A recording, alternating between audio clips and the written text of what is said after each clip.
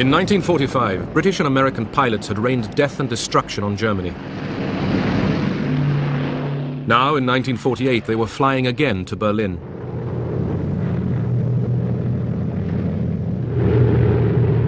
This time, they were keeping the city alive.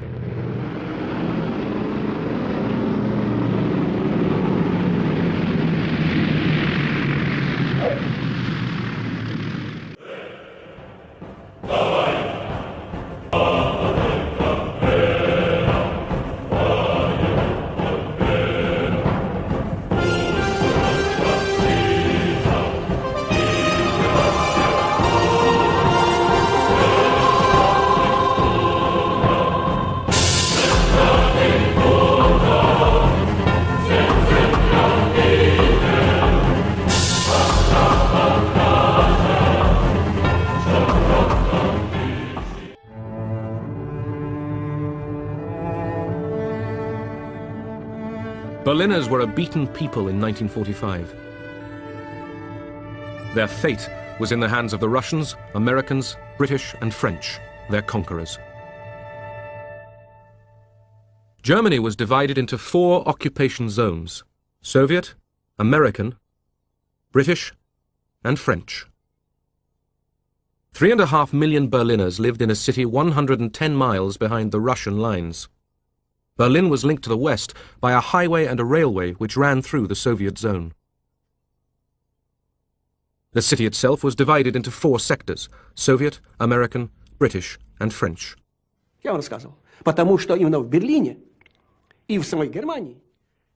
Berlin and Germany were the only places where the two sides came into contact.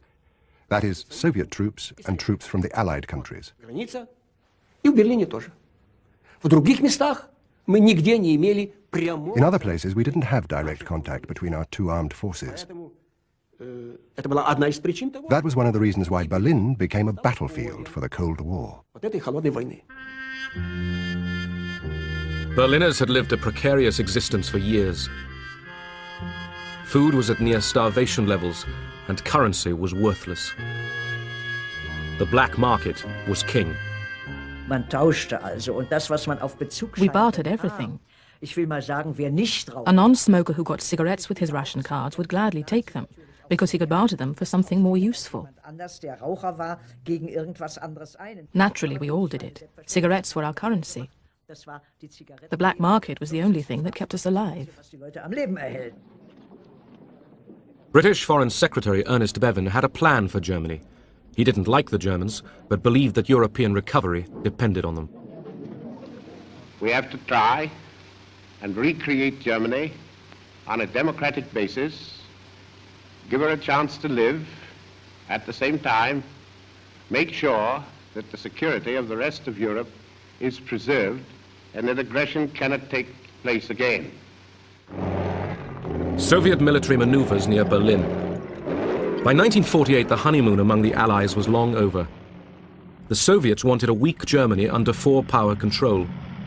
America, Britain and France were secretly planning a new German state in their occupation zones. Spies told the Soviet military governor, Marshal Vasily Sokolovsky, about the plan. Он нас собрал всех и сказал, что прочел нам данные. He gathered all of us together and read out an intelligence report. Данные разведки показали, что в Лондоне совершился. The report stated that a secret conference about Germany was held in London. He read out everything that was discussed in London.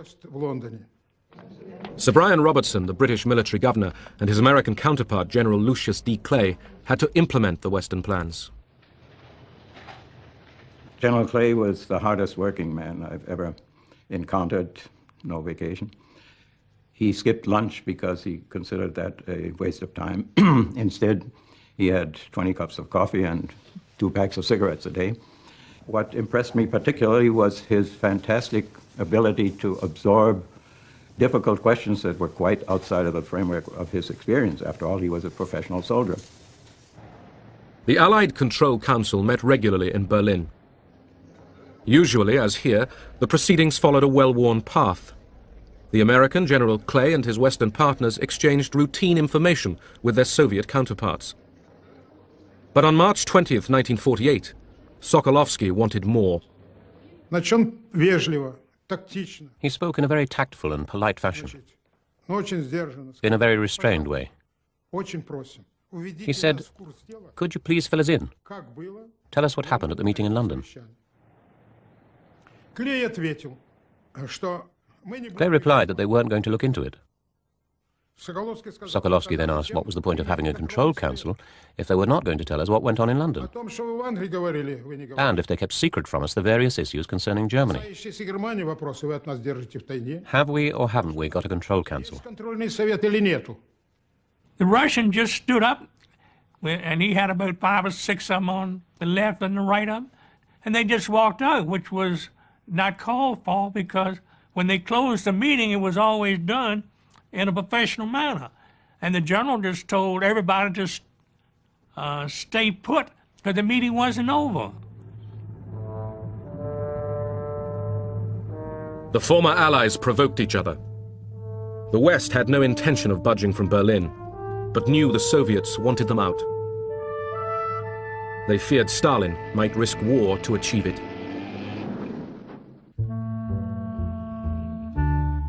The Western Allies planned a currency reform in their zones. It would wipe out black market profiteers by making old currency valueless, and it would tie Germans to the West. The Russians weren't told.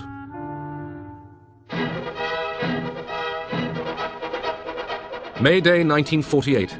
In the Soviet zone, Stalin had merged the Socialist and Communist parties.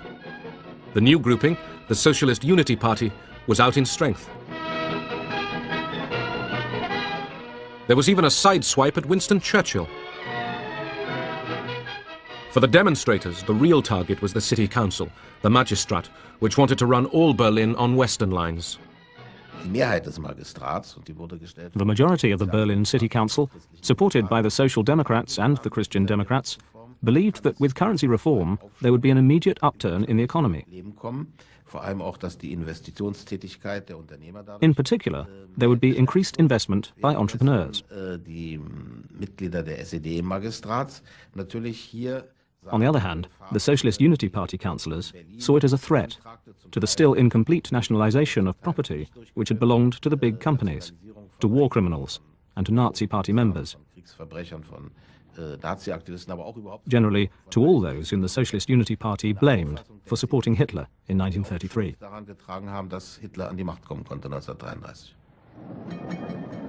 The stage was set for confrontation between the Socialist Unity Party and their pro-Western opponents. These were led by Ernst Reuter, whose family had once been forced to flee from Hitler. His election as mayor of all Berlin had been vetoed by the Russians. Es allen klar wurde, dass der kommunistische Diktaturwille jedes Mittel benutzen wird, seine Macht im Schatten des russischen Imperialismus aufzurichten, da haben wir in Berlin. It was a very tense atmosphere again, full of possibilities that the Russians would try to enforce their power in that part of the country, in the city of Berlin, of course, that maybe the family again would have to flee from dictatorship. West Germans lined up for their new money, the Deutschmark. Each person could exchange 40 marks and only 40 marks. All other old money was worthless. The Soviets retaliated by issuing their own new currency, which they insisted would include all of Berlin. Currency and political power were synonymous at that time. And therefore it was so important that the Western currency, the D-Mark, had to be introduced into West Berlin and not the Eastern German currency. General Clay and the Western Allies were persuaded by Ernst Reuter to issue the new Deutschmark in West Berlin. The new Deutschmark, stamped with a B for Berlin, was introduced in the western sectors on June the 23rd. There were now two currencies in the city. Berliners discovered that the Western D-marks were worth more.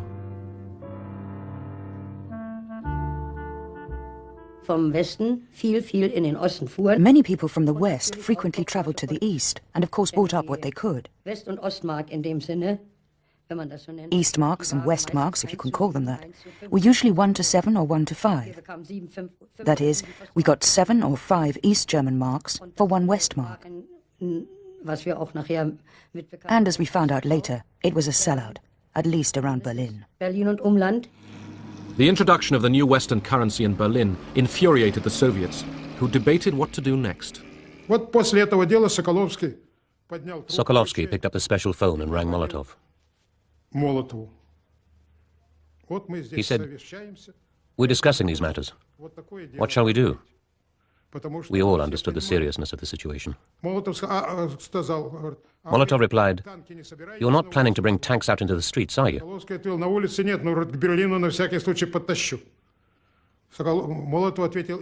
Sokolovsky said, "No, not in the streets, but I'll move them closer to Berlin." "No, don't do that," Molotov said. "Let's wait a bit. If you bring in the tanks, you'll be accused of planning to seize the whole of Berlin, and they will bring out their tanks. It's better to resolve this issue by using diplomatic language."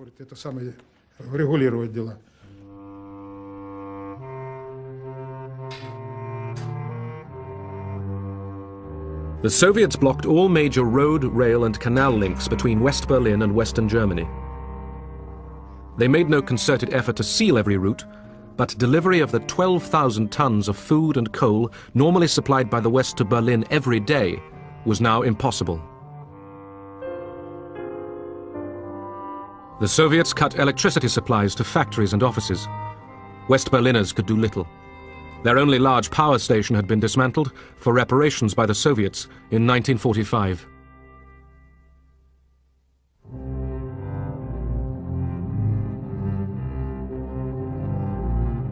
The Western Allies imposed a counter-blockade on the Soviet zone. Workers throughout the whole of Berlin faced unemployment and hardship. First of all, it was a terrible shock. Wherever you went, everyone asked, "Oh my God, what will happen to us now?"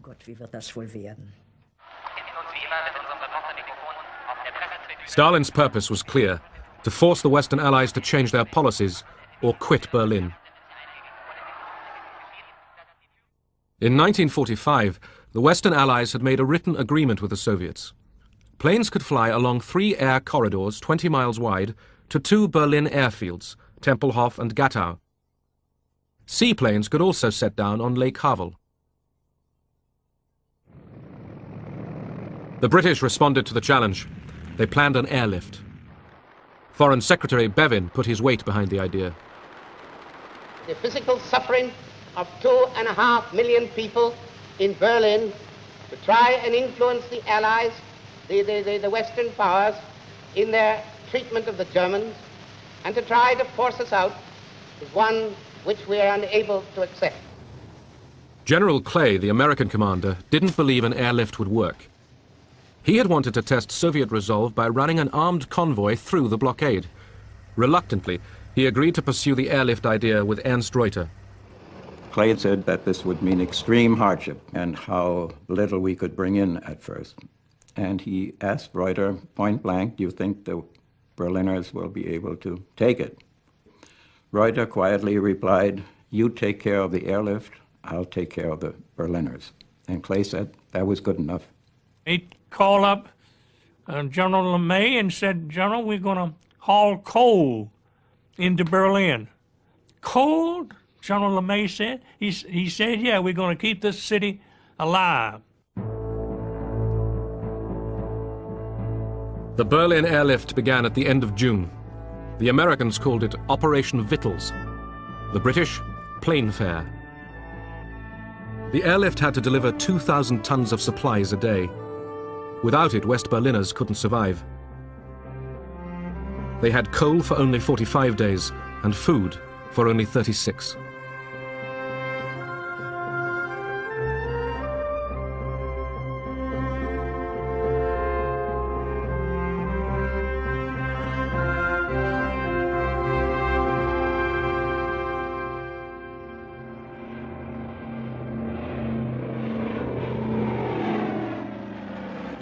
the airlift began, which was welcomed with incredible enthusiasm.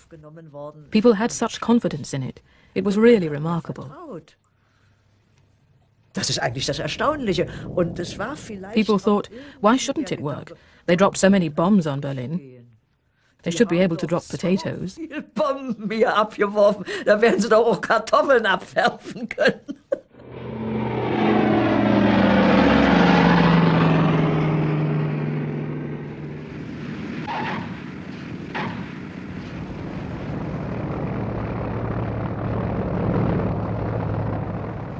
Thousands of Berliners found jobs and one hot meal a day working for the airlift. We were divided into work gangs, supervised by an American overseer.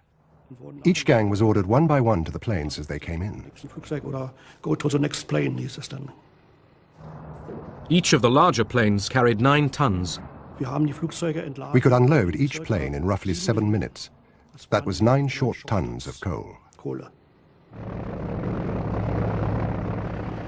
The British hired civilian operators. There weren't many people in England that had any aeroplanes, but I was very lucky at the time, in as much that I actually owned 12 converted Halifax bombers. The government came along and said, look, can we do something with these aeroplanes? And I said, of course. But remember, we all thought that the Berlin airlift was only going to last 2 or 3 weeks, or there would have been a war. America now raised the stakes by sending B-29 bombers, capable of carrying atom bombs, to Britain. The move was highly publicized. These are the men whose nerve-wracking job it may be to fight their way through weather and red obstruction. So grave is the crisis that General Clay is recalled to Washington to report on the situation. He is greeted by Secretary of the Army Royal and then is welcomed by Chief of Staff Omar Bradley.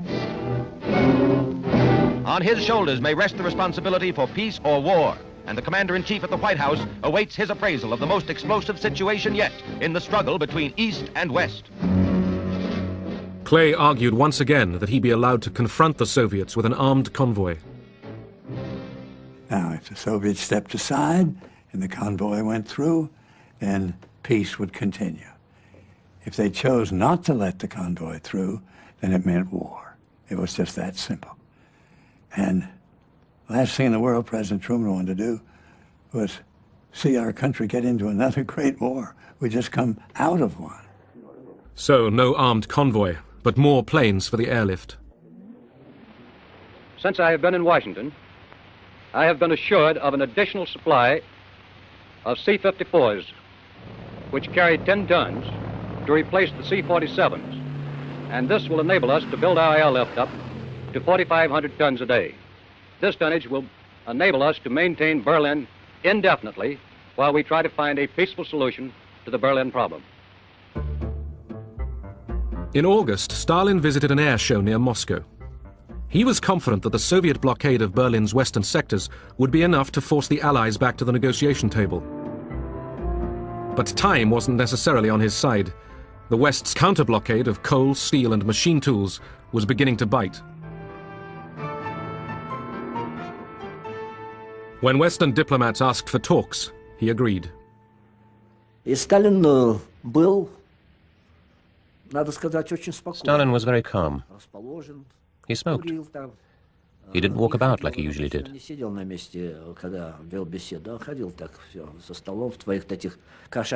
Normally, he would pace around like a cat in his soft boots.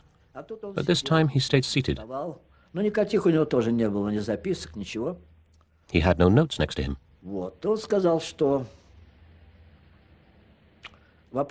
He said, the question is very important from an economic point of view.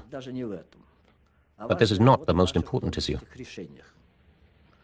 What is more important are the decisions you have taken in London. We insist that you should revoke these decisions, or at least postpone their implementation until we get together again to discuss the question of Germany.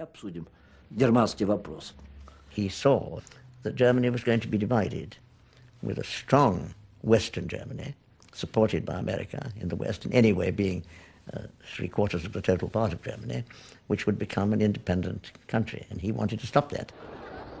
In Berlin, the Western Allies and the Soviets returned to the negotiating table. The Russians demanded the withdrawal of the Western Deutschmark from the city. They also applied pressure in the air corridors. There's plenty of provocation. They used to carry out aerial maneuvers in the corridor or right alongside it. They'd be above you because we had a maximum altitude. And they'd go off firing military equipment, being buzzed and all that sort of thing. We'd come up and have a yak would come head on with you, right nose to nose, and the last minute would peel off. Or come up behind you so you couldn't see him and then come up over the wing. But they didn't shoot. Bad weather caused delays and accidents. The airlift was not delivering enough food, and virtually no coal had been stockpiled for the harsh winter to come.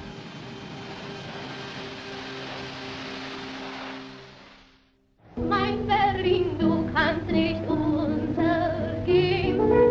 Du wirst genauso schön wie einst erstehen. Wenn die Lichter wieder grell am Hof und aus der Auen sieht, dann ist Berlin wie einst so schön. Berliners knew they were living on the edge. Electricity came on for only 4 hours a day. Es gibt kaum eine Stadt, die solchen Lebenswillen hat, drum kann Berlin nie untergehen. Wir haben dann teilweise We did the washing at night. Because I had a small baby, I had to boil the nappies and do the cooking. Windeln abgekocht und so weiter. If we didn't have an electric iron, then we'd go to a neighbour and do the ironing together. It's always the same in bad times. People stick together through thick and thin. The Soviet blockade didn't prevent West Berliners from moving about freely within the city. The eastern sector behind the Brandenburg Gate could be very enticing. I often went across into East Berlin. If you wanted to go out, you had to go into the eastern sector. There were dance halls, there was music, there was electric lighting.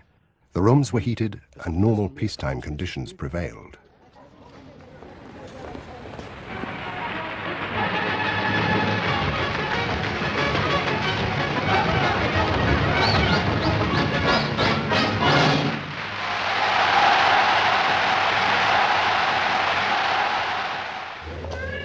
The Russians offered West Berliners the chance to buy food in the Soviet sector. Nearly 1 in 10 accepted. The Soviets didn't impose a complete blockade, but West Berliners who went to East Berlin were harassed. We could get out by train, but we were constantly checked here, there and everywhere by the Russians. They came into the station and either demanded our identity papers or searched our bags and rucksacks. You had the feeling that if a Russian didn't like the look of a German, he would take him away. Tension among the former wartime allies was increasing. The city was splitting apart.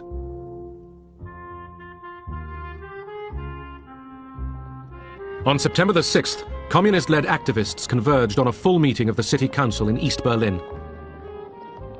They were looking for trouble. These were not spontaneous outbursts from the people. They were, on the contrary, demonstrations, which party members and sympathizers had been ordered to attend. Their aim was to break up the old city council.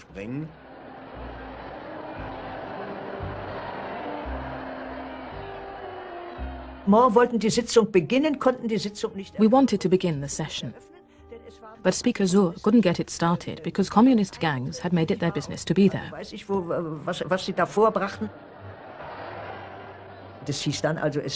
Word got around. We couldn't work there. Some people had already been beaten up, so we had to leave. Councillors driven out of the city hall met in the safety of West Berlin. With them was Ernst Reuter, who now appealed to all Berliners to gather at the Reichstag to protest. RIAS, radio in the American sector, spread the news. Because of the lack of electrical power, we had loudspeaker wagons going through the streets giving the news several times a day. They had a fine actor make a tape Berliner und Berlinerinnen, Ihre Stadt ist in Gefahr, your city is in danger. The people came. Hundreds of thousands of them came. Das war eine Atmosphäre des Zusammenhalts. This was a show of unity by the people of Berlin. There was nothing else in our heads but the thought, we stand united. We are against the Russians and we support the Western Allies. Halten wir zusammen. Nearly 300,000 Berliners, many from the east, assembled at the Reichstag. The view of the Berlin politicians, there was a possibility that the Western Allies might be ready to come to a compromise with the Russians, which would be a detrimental compromise for Germany. They rallied that meeting to demonstrate that the population of Berlin was decided to stand for their freedom and for democracy.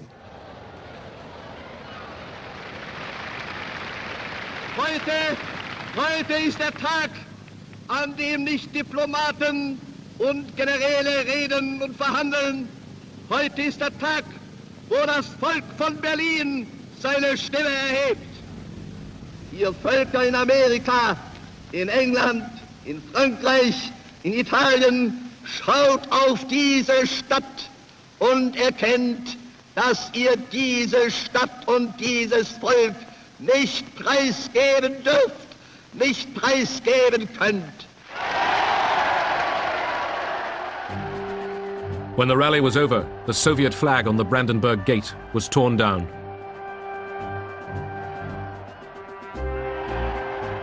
East Sector police and Soviet soldiers opened fire. 12 people were injured. One young Berliner was killed.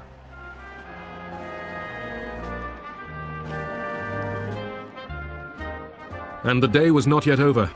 A delegation went to the Allied Control Council, where they feared a deal with Stalin to withdraw the Western D-Mark from Berlin was being hatched. The Allies got the message. The D-Mark stayed. Rhine-Main field was busier than ever this week as airlift traffic was suddenly bolstered by fresh squadrons. Here a group of valiant young pilots talk over the day's operations. Mensch, bei dem Wetter willst du starten? Na klar, Mensch, die Berliner warten auf mir. The blockade and the airlift went on.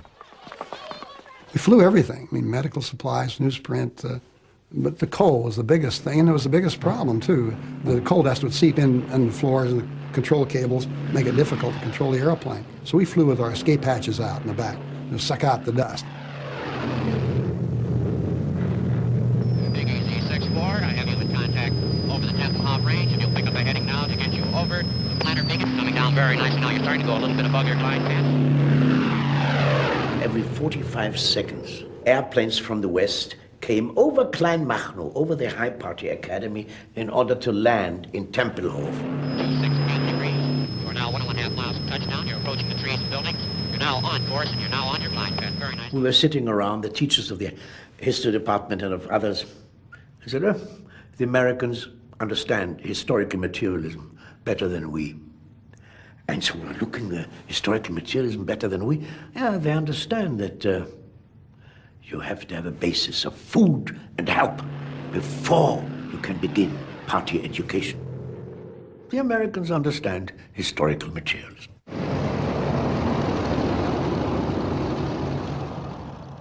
Airlift pilots could fly up to 3 missions every day. An American pilot brought his own 8mm movie camera. I went back to Berlin to get this picture. Inside the barbed wire, kids came up on the other side of the barbed wire, looked at me in the uniform, came up and started talking to me. How many sacks of flour you got? You know, how's it going to be tomorrow? They got off the subject of flour very quickly, on the subject of freedom. And said, look, he said, someday we'll have enough to eat. Just give us a little. Just don't give up on us when the weather gets bad.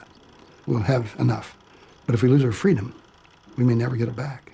And these kids were 8 to 14 years old. They blew my mind with their maturity and understanding of what was important. Halverson promised the children that he would return with chewing gum and chocolate dropped from tiny parachutes. Es war erstaunlich, was die alles mit ihren Flugzeugen hergebracht. It was amazing all the things they brought over in their planes. Das heißt, der eine Junge, der war dann auch hier, die mit diesen. I still remember my youngest boy was there. Hatten dann kleine, wie kleine. When American soldiers dropped little parachutes with sweets, chewing gum, and chocolate. Bisschen Schokolade, sowas.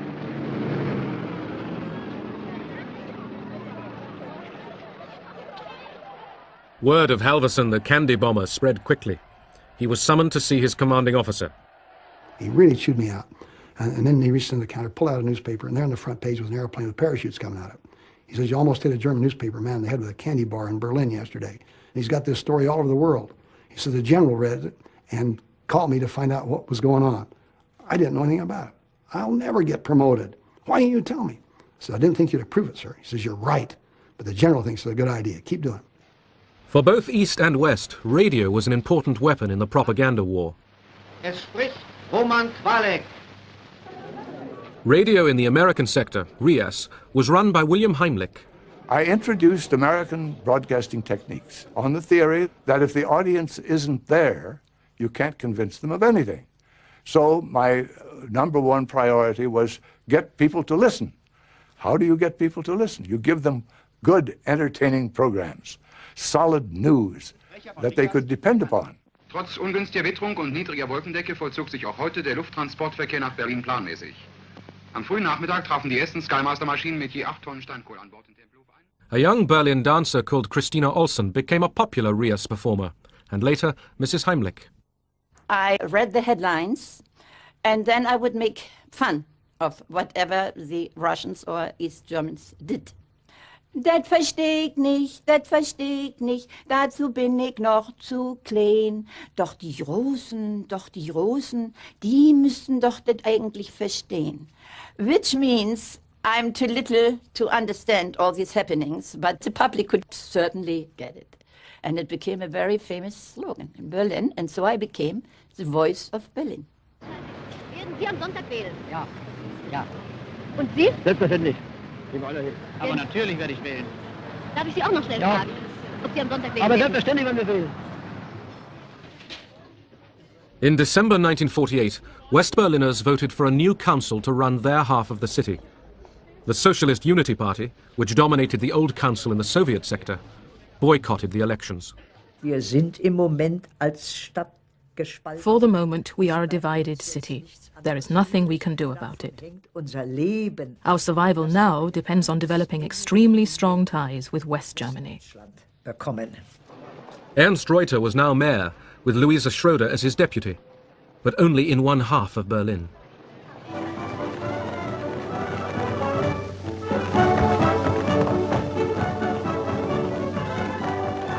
For the American garrison in Berlin and for General Clay, Christmas entertainment was provided by Bob Hope and by the great Tin Pan Alley composer, Irving Berlin. No, you got the name wrong. It's Irving Jones. Irving Jones? Yes, I changed it. Anything over here named Berlin, they cut up into sectors.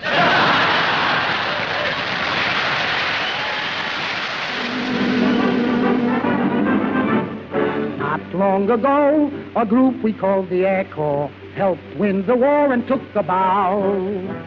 Not long ago, we cheered the fighting Air Corps. Let's see what's happened to them now.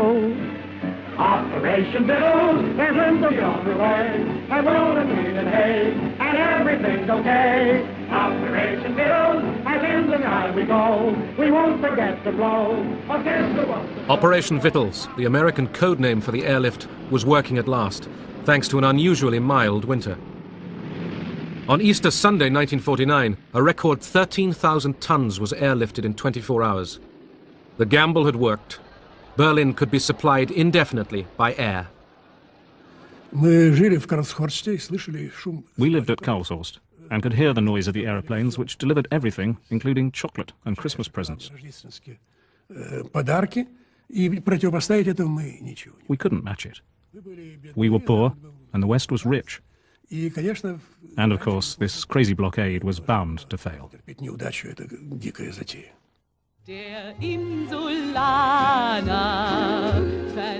The Soviets had failed to drive the British, Americans and French out of Berlin. The Allied counter-blockade was hurting the Soviet zone. On May 12, 1949, Stalin called it quits. As midnight nears, tension mounts at the British frontier control post. Familiar with the old Russian habit of changing their minds when it suits them, the seasoned campaigners could not quite grasp this new mood of cooperation. As on the stroke of 12, the barrier goes up and a British jeep leads the race into Berlin.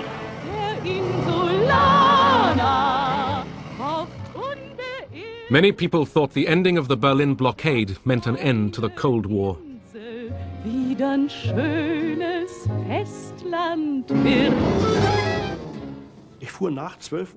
I returned home after midnight, having taken the S-Bahn from Ostkreuz to Neukölln. When we crossed the boundary between the two cities, bathed in light, it was like a dream. Freude. Weiter nichts. Sheer joy. Nothing else. We had done it. It does work with the West. Und es geht doch mit dem Westen. That was so very important. The West has won. Der Westen hat gesiegt. It was General Clay's time to go back home.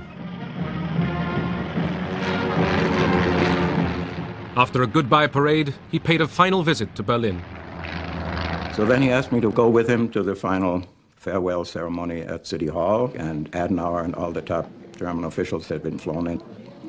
That was a very impressive farewell ceremony, and as so often, nobody had thought of providing a separate microphone for the interpreter. This happened to me time and again, which meant I had to lean over practically cheek to General Clay to speak into the microphones. And in the strong light, I could see that there were tears in his eyes.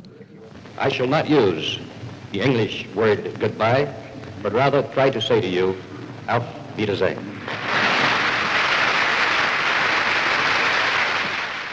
The day General Clay said Auf Wiedersehen, the head of the future West German Republic, Konrad Adenauer, addressed Berliners.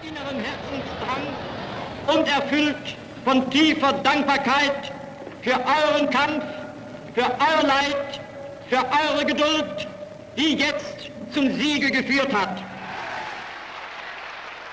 The Cold War period in Berlin was really the core, the root of post-war democracy in Germany. There was a growing feeling that the Germans, after all, can be satisfied to accept democracy as their own ways of living and to become part of the Western world. Сам этот берлинский кризис привел, конечно... The Berlin crisis, on reflection, resulted in a division of Europe. The government in West Germany was created, and 2 weeks later, on our side, the German Democratic Republic was born. That division went right across Germany. In April 1949, British Foreign Secretary Bevin's dream of a strategic alliance between Western Europe and North America came true with the signing of the North Atlantic Treaty. The overall success of the Berlin Airlift was, first of all, it persuaded a lot of very frightened people throughout Europe that they had to come into the Atlantic Alliance, which provided the security for the general feeling that we are safe in spite of these very much larger Russian forces which were next door. August 29, 1949, the Soviets detonated their first atomic bomb. The American nuclear monopoly was over. The world was now split down the middle by two competing superpowers. At its heart lay a divided Germany and a divided Berlin. Korea, summer 1950. The United States leads the United Nations into a war against communism in Asia.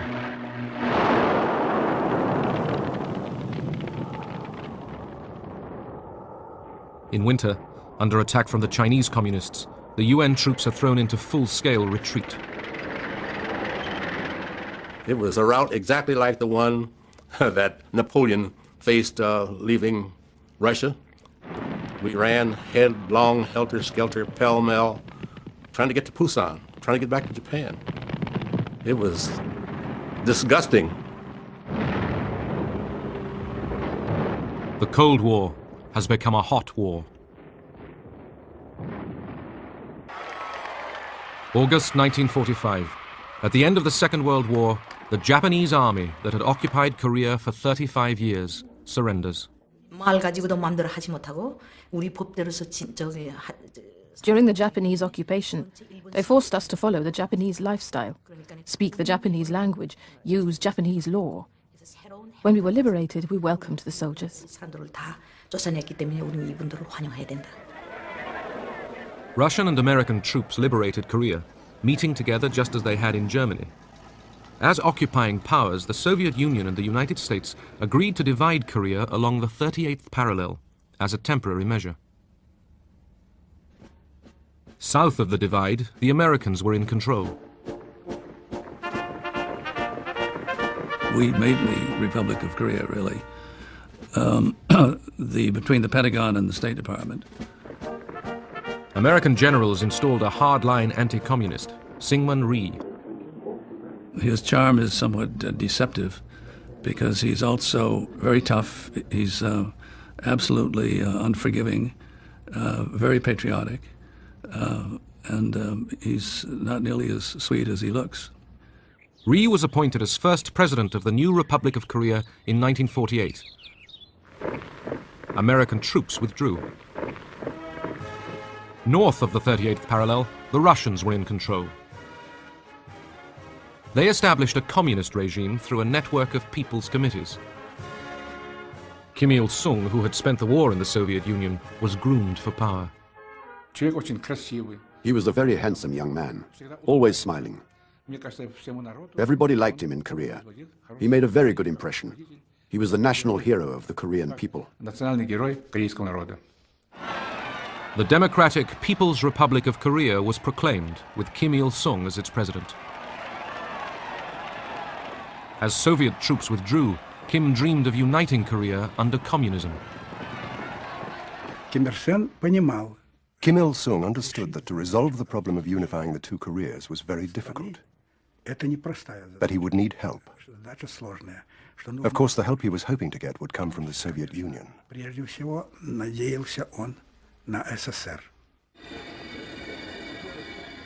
In March 1949, Kim Il-sung went to Moscow, his secret agenda to seek Stalin's permission to invade the South.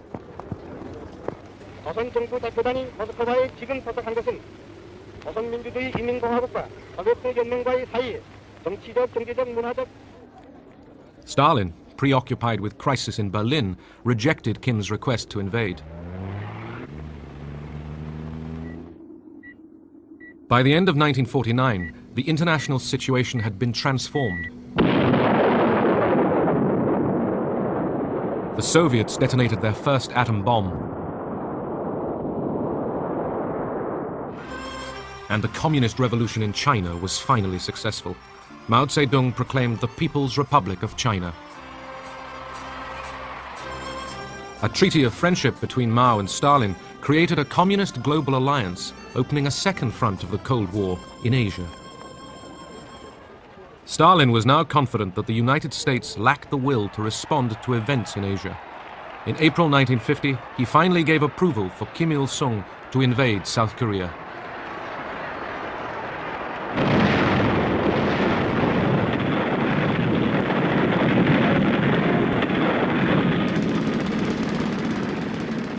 June 25th, 1950, the North Korean army launches its surprise assault on the South.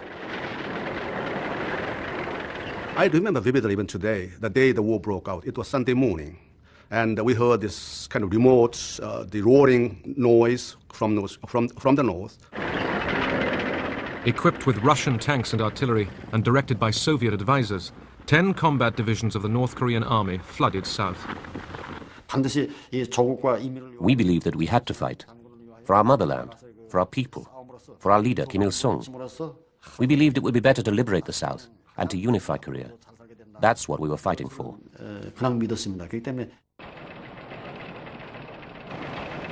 Sunday morning in Korea, Saturday evening in Washington. The Sunday papers prepare to go to press. It was Saturday evening. I got a telephone call from the UP duty officer saying that Korea had been invaded by North Koreans. And momentarily the remark stunned me so much, and I didn't know what to say. Whether he was joking with me or whether he was really sure. Senior officials were recalled that night to the State Department. When the invasion occurred of South Korea, I think there was an immediate sense that action had to be taken. exactly what that action was to be and how far it was to go. It was not something we had planned on. We had not worked out of a contingency plan for a war started by North Korea with South Korea. About midnight, there was a call from President Syngman Rhee. I took the receiver and I said, please ask American government to rush necessary help. The South Korean ambassador went immediately to the State Department to see Assistant Secretary Dean Rusk. He said, if I quote him, we felt that this is a matter America alone cannot be concerned with. It is a matter the world has to be concerned. And with that judgment, we have decided to summon the Security Council for an emergency session.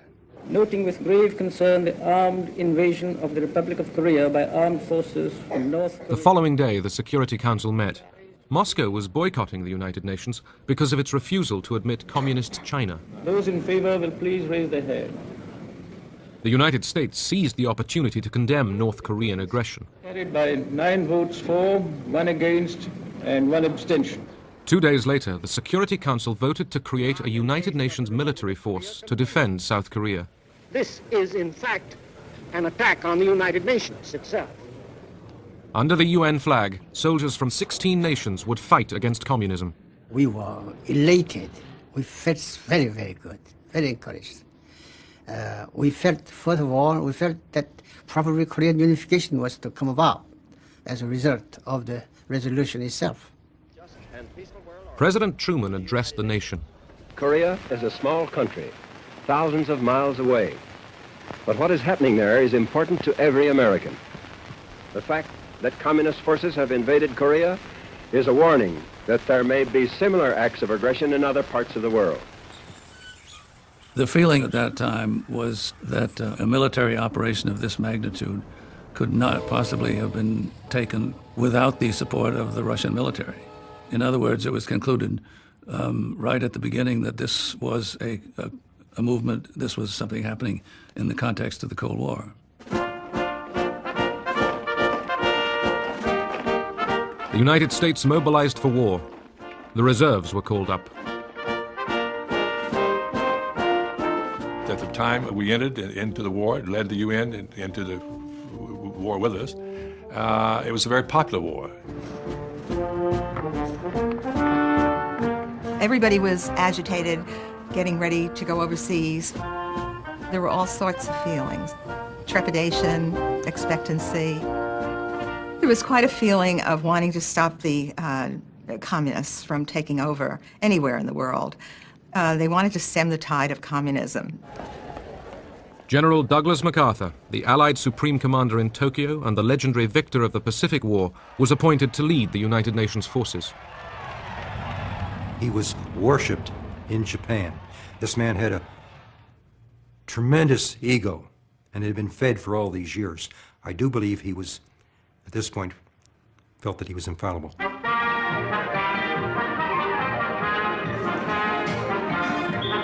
The nearest troops to Korea were the American occupation force in Japan, few of whom were ready for combat. The lifestyle involved a lot of leisure. A life that was lived through the Sears Roebuck catalog, who bought nylons and whatnot for the native girls and that sort of thing. It was a good life. The U.S. task force sent to Korea didn't imagine their stay would be for long. As a matter of fact, we were told to take our athletic equipment and leave everything else behind because we'd only be gone for maybe 6 weeks. Have a show of force in the field, and those groups would go back across 30th parallel and we'd come home. It wouldn't be that easy. Rhee's South Korean army was in retreat. 2 divisions threw their weapons away and joined the refugees fleeing the communist advance. As soldiers, we did our utmost, but the overall situation was going against us. The North Korean army achieved its initial objective. It captured Seoul in 3 days. With the capture of the southern capital, Kim Il-sung won a great victory for communism.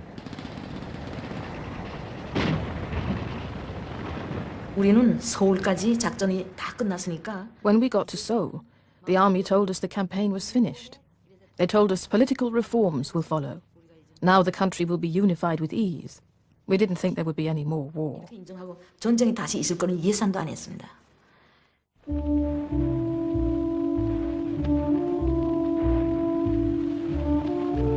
American troops fared no better than the South Koreans.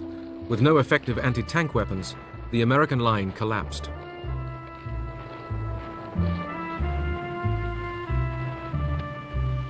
Within days, American troops were reeling back in disarray under assault from the tiny communist regime of North Korea. We had equipment left over from World War II. We were in very poor shape for everything. We were not ready to fight a war. That's what it amounts to. That's the long and short of it. Around the world, America's allies rallied behind the United Nations flag. The British Prime Minister pledged his support. If the United Nations organization was not to go the way of the old League of Nations, it was absolutely and imperatively necessary that a halt should be called. Troops from 15 nations began to arrive in Korea to join the Americans in the UN Army. General MacArthur took a gamble to turn the tide of the war. With the UN forces driven back to a tiny enclave at Pusan, a vast seaborne invasion 150 miles behind enemy lines would attempt to sever and then roll back the North Korean advance.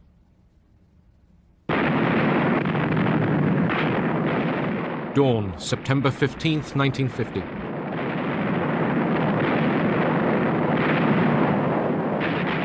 The largest invasion fleet since the Second World War bombards the port of Incheon.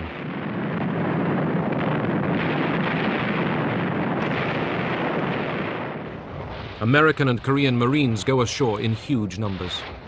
When we landed, we approached the beach at full speed. The ramp of the landing craft opened with a bang, and we charged with our guns, screaming down the ramp. There was a seawall there, cut stone. They had to be scaled. The actual landing conditions were terrible. Part of the city was on fire. It was a rainy day, and the rain was mixing with the smoke of the fire and the smoke of the bombardment. If those beaches had been defended by Japanese or German troops of the same quality as the Germans and Japanese were in World War II, we would have been lucky to get ashore, and we might not have been quite so lucky once we got ashore. Within 2 weeks, UN troops were engaged in a fierce battle to recapture the southern capital, Seoul. 50,000 civilians were killed in the crossfire. My house was located in a hillside, and there was a crossfire between the UN forces and the North Korean People's Army on the northern side. Finally, my father told us that it would be better that our family split up. At least somebody will have to survive this war.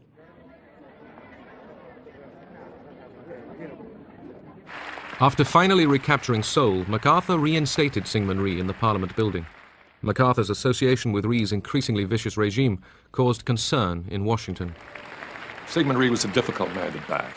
And once he was in power, it was very difficult for us to do anything. It was not up to us to change the government, and there was no other alternative, obviously, available anyway. Rhee's jubilant army was the first to cross the 38th parallel into North Korea. When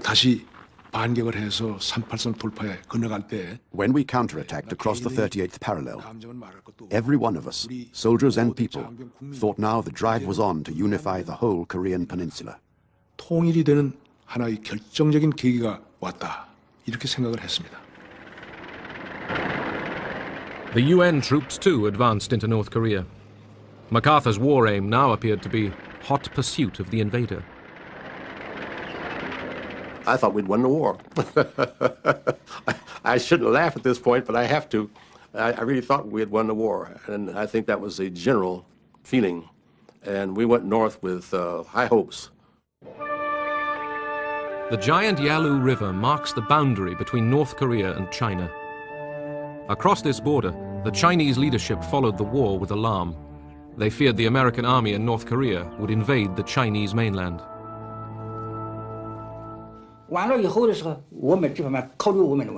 If North Korea was defeated, only the Yalu River would separate us from the Americans. We couldn't accept this, nor the risk of American aircraft disrupting the reconstruction of our country. From devastated North Korea, an urgent message went out to Beijing.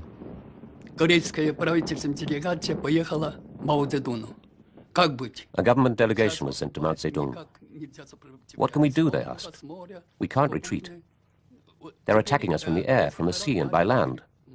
There's very little of the North Korean army left. Many have died. What can we do now? The communist leadership in Beijing was deeply divided over intervention. Mao received secret cables from Stalin telling him to enter the war to save North Korea. Wanting to assert China's power in Asia, Mao was agreeable. Meanwhile, the UN and South Korean armies continued the race north.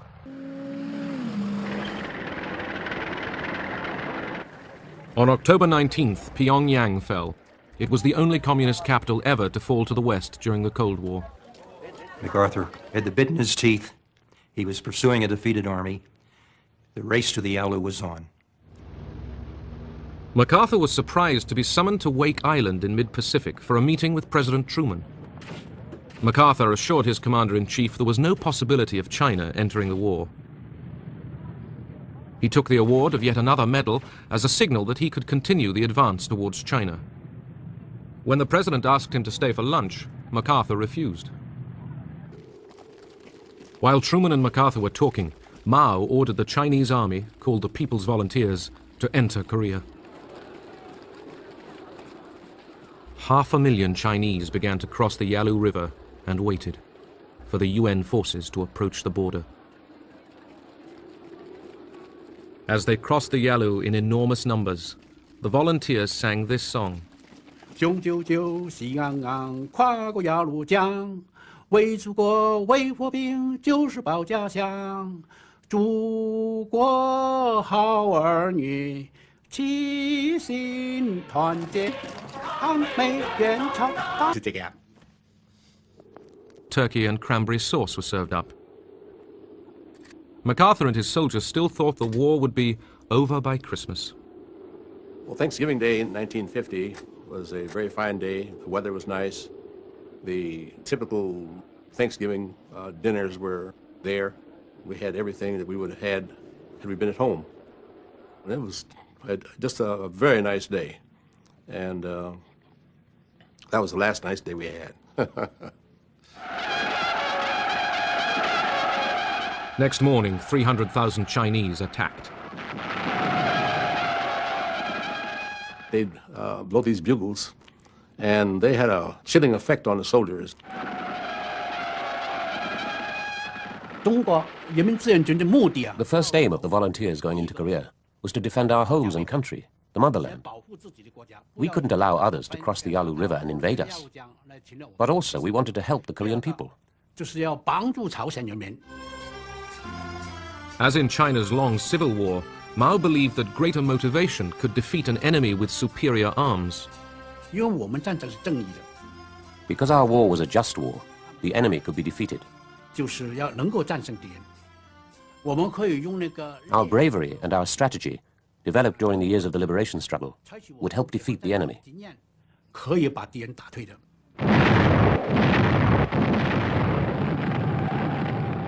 The reaction when China came in was that we had a whole new war, a whole new situation. It was a very terrifying situation, and one that was extremely troubling. In the next swing of this seesaw war, UN forces across North Korea were thrown back, abandoning vehicles and equipment.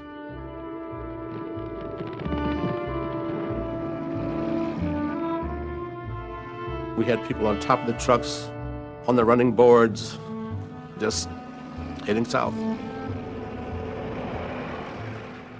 I never felt so inadequate in my life as to be part of an army that was running. It's unbelievable. I ask you to imagine a situation where the temperature is 25 below zero. Nothing is working as well as it should. Weapons have difficulty firing in that kind of a temperature. A lot of Chinese out there. I'm not aware of any other movement of Americans that were as futile as that rout was. And it was a rout.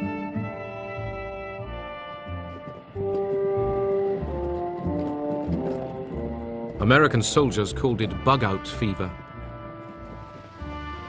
We are fighting in Korea for our own national security and survival. We have committed ourselves to the cause of a just and peaceful world order through the United Nations. We stand by that commitment. At a Washington press conference, journalists repeatedly pressed Truman on the possible use of the atom bomb. It went on and on and on, just like that. The president not being able to shut this thing off. And until people began to think that maybe we were going to use the atomic bomb. The bulletins about the president's press conference went around the world immediately. And that caused incredible alarm. British Prime Minister Clement Attlee was sufficiently alarmed to fly to Washington. Talks is to align our policies in the new and troubled situation in the world and to find the means of upholding what we both know to be right. Next day, Truman assured Attlee that there were no plans to use atomic weapons. I think the Americans understood it would be tit for tat. If they use it, we will use it. We had an agreement with the Chinese. That's why they didn't use the atomic bomb. At home that winter, for many American families, the pain began with a call at the door. The 29th of December, the doorbell rang. It was on a Friday. I had just washed my hair. And I opened the door, and there was a boy delivering a telegram. And he turned on his heels and left. And I knew the telegram was going to tell me either he was dead or alive. And when I opened it, I just thanked God that he was missing in action. As far as knowing when he became a prisoner, that wasn't for another year. Even though we knew he was in a camp, I never knew from day to day how he was doing. I never knew from letter to letter if he was alive, so I always held out hope that he would come home, but I never could say that he would come home.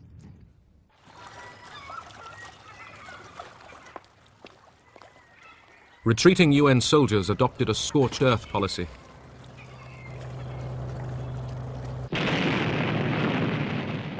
After withdrawing from Hungnam, American engineers blew up the dockside.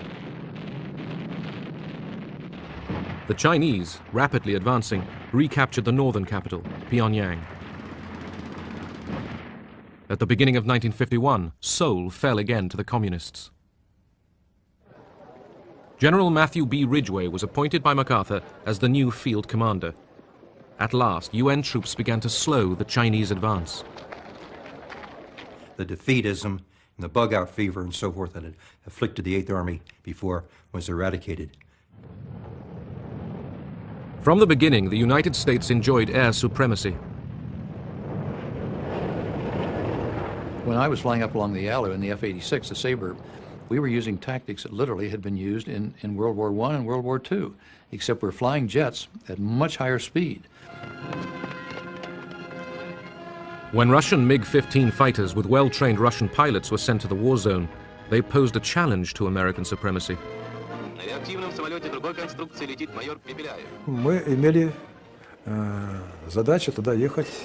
Our mission was to go there to train pilots. But later we ended up as participants in the Korean War.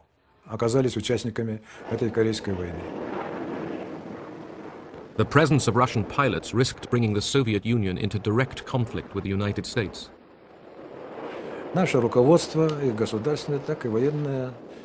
Our government and the military demanded complete secrecy.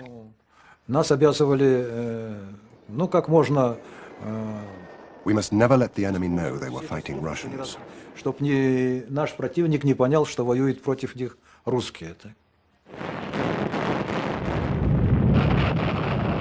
When the US deployed the F-86 Sabre, they slowly won back mastery of the skies. This enabled American aircraft to keep up a constant offensive on ground targets. For ground attack, we were flying the F-9F, the Panthers. Now, they would carry a large bomb load. We could carry a couple of 1,000-pound bombs on that airplane, and on some flights, 100-gallon napalm tanks with a white phosphorus grenade cap on there so that when it hit the ground and impacted, it would burst into flame and ignite the napalm. And so we used all of those things from time to time on ground attack. MacArthur now called for the bombing of Chinese cities and for the pursuit of the war in mainland China. This was too much for Truman. I believe that we must try to limit the war to Korea for these vital reasons: to make sure that the precious lives of our fighting men are not wasted, to see that the security of our country and the free world is not needlessly jeopardized, and to prevent a third world war. A number of events have made it evident that General MacArthur did not agree with that policy. I have therefore considered it essential to relieve General MacArthur so that there would be no doubt or confusion as to the real purpose and aim of our policy.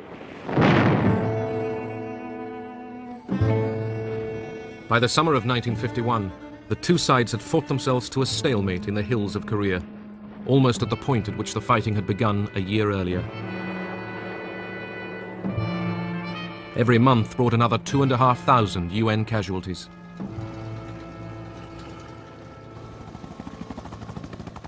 It became evident to us that we were not going to fight this war to win it, that we were going to fight it to some negotiated kind of peace.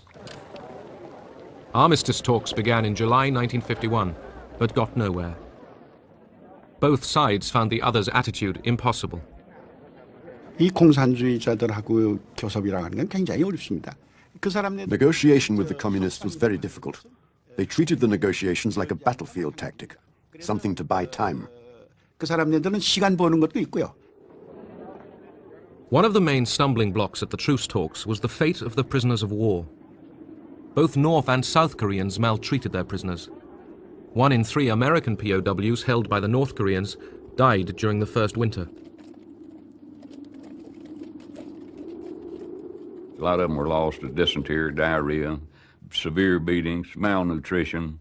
Some of them were, stragglers. They were just beat with rifle bullets till they died, or bayoneted, or you either kept up or you died. It was that simple. Concerned by the numbers dying, the Chinese took over control of the prisoners. They organized daily lectures to indoctrinate them. They'd say, "We will tell you why you come to Korea, why you have come thousands of miles from your homes to spill your blood for the profiteering warmongers on Wall Street, why you come here to lay down your young lives. They are sleeping with your wives and daughters. Do you think this is right?" And this would go on for days on end, hour on end, days on end, forever, continuously. Back home, few people wanted to know. Everybody was involved with World War II, but nobody was involved with Korea. The newspapers had so little in them. If I wanted to know what was going on in Korea yesterday, I would have to get the New York Times, because on page 2, they had a short column on the Korean War every day. But most of the other papers didn't, and you would only see headlines when there was a skirmish or if some hill had been lost or won, So there wasn't that interest. There really wasn't. It wasn't like Vietnam where you ate dinner and watched television and saw the latest battle. There wasn't anything like that. In Japan, the Korean War galvanized the economy, generating $3.5 billion of spending. Japan, the ex-enemy, now became a bastion of capitalism in the struggle with communism in Asia. Japan became the jumping-off place for the Korean War. The dockyards and shipyards were used to rebuild, recondition the ships. Japanese electronics. In South Korea, the UN held 130,000 communist prisoners. Each one was asked if he wanted to return to his country of origin or stay in the non-communist world. The communists were outraged when almost half of the POWs chose not to return to their communist homes. Violent protest dogged the camps. When the armistice talks resumed at Panmunjom, The fate of the prisoners delayed the negotiations for months on end. As the truce talks stalled, the relentless bombing continued. American bombers dropped almost as much explosive on North Korea as they had on Germany during World War II.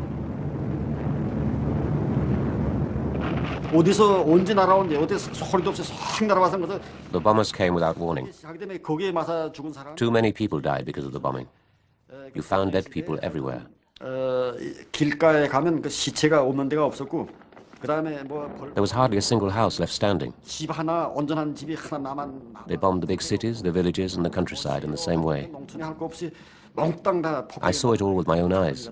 이건 내가 직접 내가 눈으로 봤습니다.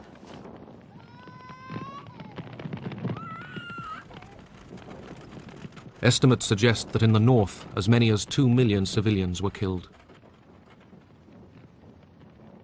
It was horrific. They said Stalingrad was destroyed 96% in the Second World War, but Pyongyang was destroyed 100%.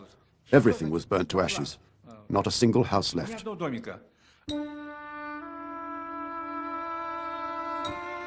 Throughout the war, both sides committed horrible atrocities.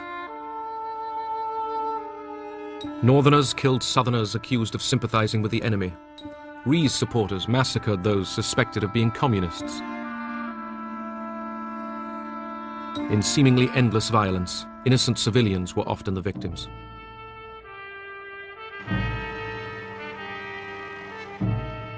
At Panmunjom, the talking continued. Spanning 2 years, there were hundreds of meetings.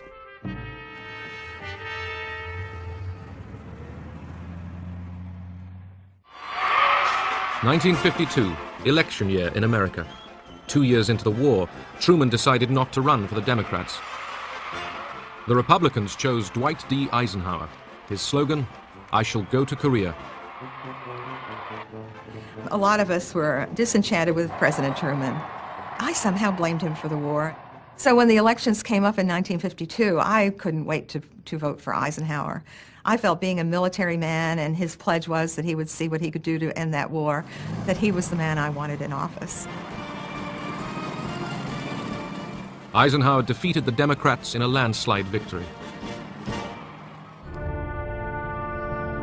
There were changes in the East also. In March 1953, the communist world mourned the death of Stalin. Stalin had kept the war going. His successors wanted to end it.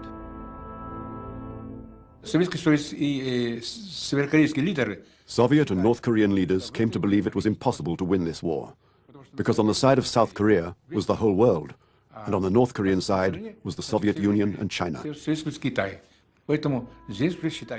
So an armistice was inevitable.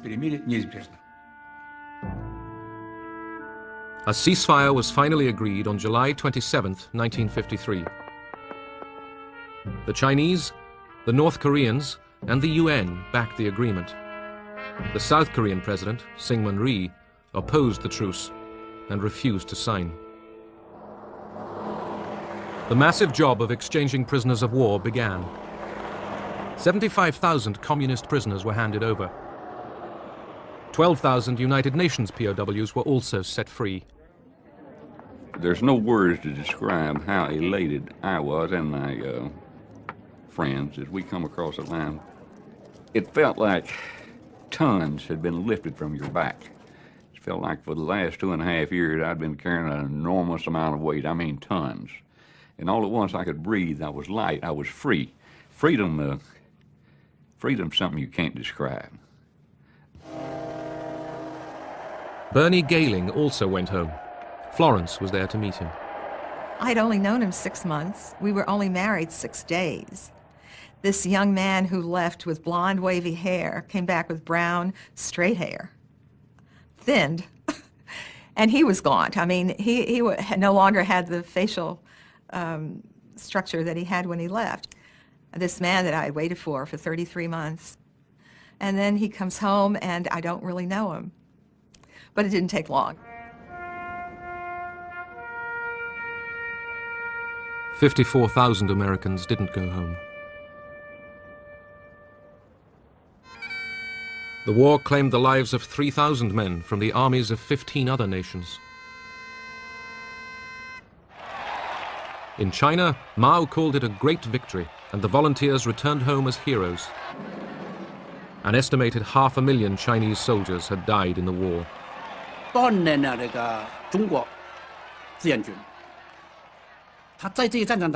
The volunteers demonstrated to the rest of the world that the Chinese were no longer the Chinese of the past.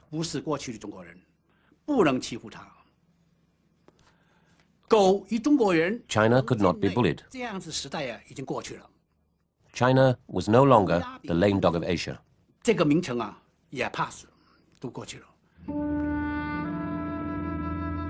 In North and South, 3 million Koreans were killed, wounded, or missing.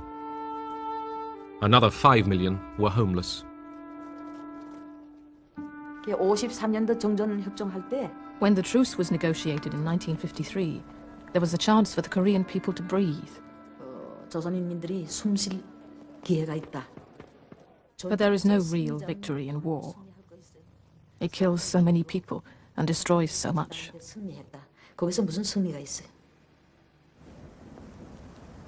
No victory, but the West held the line. In Korea, communism had been contained. In broad terms, it was a defeat for socialism.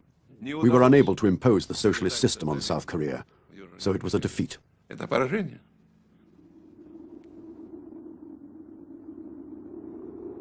40 years later, at the end of the Cold War, Korea was still divided by the same line.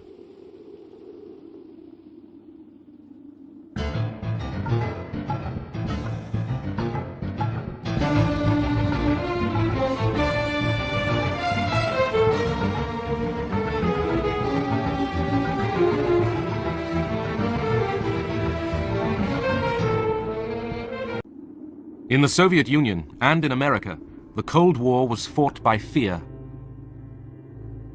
The Soviet Union raised fences against the outside world. The Gulag, the secret universe of labor camps, swallowed the lives of millions.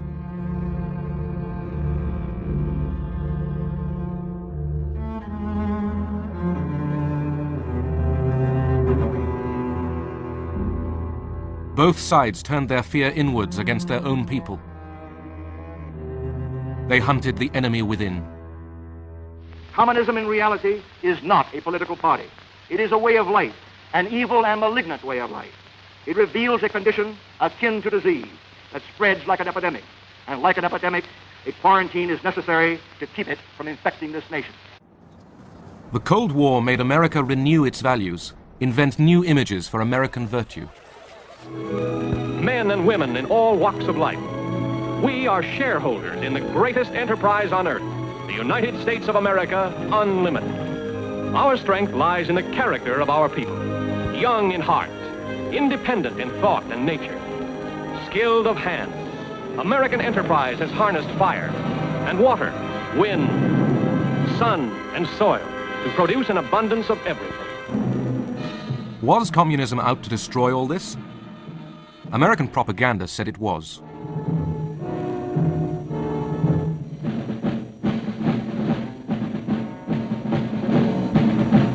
Stalin said, the whole world is aware that the Soviet Union demobilized its forces after the war. Beware the big lie. At home, Americans feared red subversion. Congress revived the House Committee on Un-American Activities. In 1947, the committee investigated Hollywood, factory of America's imagination. Have you ever observed any communistic information in any scripts? Well, I have turned down quite a few scripts because I thought they were tinged with communistic ideas. They haven't attempted to use me, I don't think, because apparently they know that I'm not very sympathetic to communism. There has been a small group within the Screen Actors Guild which has consistently opposed the policy of the Guild board and officers or the Guild itself as evidenced by the vote on various issues. That small clique has been referred to, has been discussed as more or less following the tactics that we associate with the Communist Party. If I had my way about it, they'd all be sent back to Russia or some other unpleasant place. 10 witnesses, the Hollywood 10, defied the committee's right to ask about their beliefs. Are you a member of the Communist Party? Or have you ever been a member of the Communist Party? It's unfortunate and tragic that I have to teach this committee the basic principles of Americanism. That's not the question.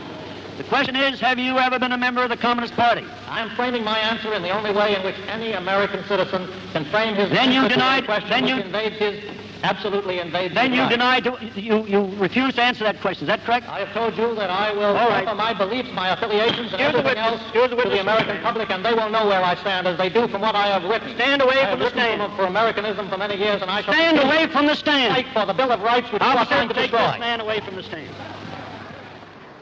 Others from the film industry demonstrated their support for the constitutional rights of the 10. Are you or have you ever been a member of the Communist Party? I believe I have the right to be confronted with any evidence which supports this question.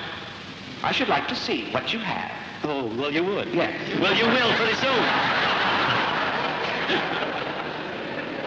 The witness is excused. Either you completely cooperated with the committee, which meant saying yes or no to the question about whether you were a communist or ever had been. And if the answer was yes, as it was in my case, we knew the next question was who else was, and we certainly didn't want to go into that. The 10 were imprisoned. With hundreds more, they were blacklisted, their livelihoods taken away. People generally in Hollywood were pretty scared to have anything to do with us, whereas before we went to prison, they had not been nearly as scared, and there were plenty of undercover arrangements that were made to write scripts under pseudonyms for a good deal less money than you were accustomed to being paid. There were a couple of possible suicides as a result of it. There were a good deal of misery. Americans feared that the enemy would take advantage of their freedoms, that agents of communism were undermining America. A Soviet spy ring unearthed in 1946 led investigators to Alger Hiss, who had been a wartime foreign policy advisor. He was accused of passing secrets to the Soviet Union by a former communist, Whittaker Chambers. Have you ever seen this individual who is standing? I have. Do you know him? I identify him. In 1935 was the last time that you saw him. According to my best recollection, not having checked the record. Now, will you remain standing a moment, Mr. Hiss? Do you know? Hiss firmly denied that he had betrayed his country. New evidence of communist activities in government circles is promised by the House Committee on Un-American Activities. Microfilm reportedly found in a pumpkin on a Maryland farm is examined by investigator Stripling and Congressman Nixon. Richard Nixon, an ambitious young Republican, was convinced that Hiss was lying. It is the intention of the Committee on Un-American Activities to pursue this investigation until we put the spotlight on those high officials in the State Department who are responsible for selling this country down the river. Hiss was jailed for perjury. Nixon's name was made. He turned his crusade against communism into a weapon for Republicans. It was what made him. It paved the way for his whole career afterwards. Anti-communism was a gut issue with Nixon. I mean, it was something he believed sincerely and deeply, but of course he was a politician too. And he was a Republican politician, and the soft on communism issue was hurting the Democrats. And of course he used it. He would have been a fool not to. In America, patriotic enthusiasm for the democratic way of life reveals itself in a monster loyalty parade in New York. Everyone from vets to youngsters reveals his inborn dislike of communism. Anti-communism became the language for a new, more defiant vision of America. This is my country, who have and who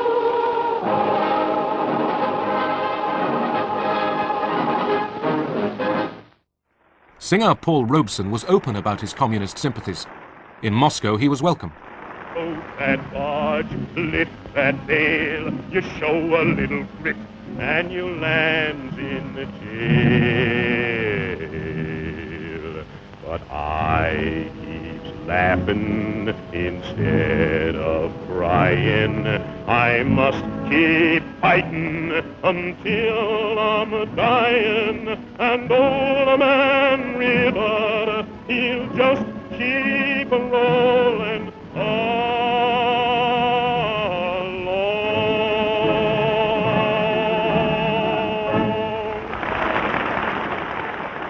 In America, people were less friendly. Veterans of the American Legion turned out to demonstrate in 1949 when Robeson was due to sing in a concert at Peekskill, New York. The police expected trouble. The slogans of the demonstrators, it went, go back to Russia, you white niggers, for instance, over and over. Commies, niggers, Jews. You got in, but you're not going to get out alive. Hitler didn't finish the job, we will. The concert turned into a riot. What the demonstrators have done is have piles of rocks. What the state police did is make the cars go out and go 10 miles an hour through that gauntlet. So the road, I mean, cars were smashed, the windows were smashed, the road was actually slick with human blood. An interracial couple just driving through happened to arrive at that moment. And of course they pulled the car over, they yanked the two of them out, and they said, that's Robeson Jr., we got him. And they were gonna bash the black guy's head in, the guy was standing over with a baseball bat, and a veteran, a man in uniform, army uniform, said, wait a minute, that's not Robeson, I know the pictures. That's not Robeson, that's not him. The guy said, well, blankety blank is with a white woman, kill him anyway. And the soldier said, held the bat, said, no, no, that's not the American way. You don't lynch the wrong nigger. And it saved his life. Race hatred and the politics of fear had begun to merge. At home, the nation was angry and insecure. Abroad, communism was gaining force. The atom bomb explodes again in the headlines of the world. President Truman announces an atomic explosion detected somewhere in Russia, 3 years ahead of the schedule expected by the West. America's nuclear monopoly was over. Then came China. Tragedy overtook China. Armed and equipped by Russia, red hordes brought ancient Cathay to its knees. At the end of 49, all China sags under the red yoke. Communist leader Mao Zedong took over. America's Chinese allies, the defeated Chiang Kai-shek regime, fled with their followers into exile. Americans have always had, most Americans, a special feeling, a special attachment, a special interest in China.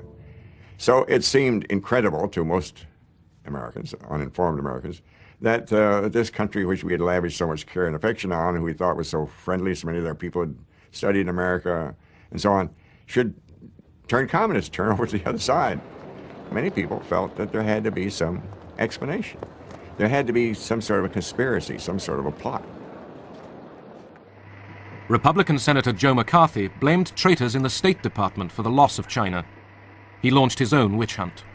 Today, the most dangerous enemy agent is not so much concerned with the secret information about weapons as he is with infiltrating the necessary departments of the government and shaping and controlling the actions of our nation so that the enemy is progressively winning without even firing a single shot. Now, I intend to name names. John S. Service. And remember that name, if you will. I have never knowingly transmitted any information which was, we say, secret military plans. Service was hounded out of the State Department. I had trouble renting homes, renting an apartment in New York. And the companies, well, what did our stockholders say, you know? So the companies that I had known and had dealings with abroad, export companies, they said, sorry, we think you're a fine guy, but we don't dare touch you. One communist.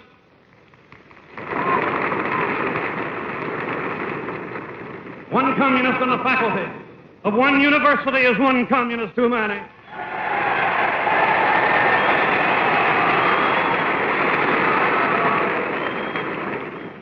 One communist among the American advisors at Yalta was one communist too many.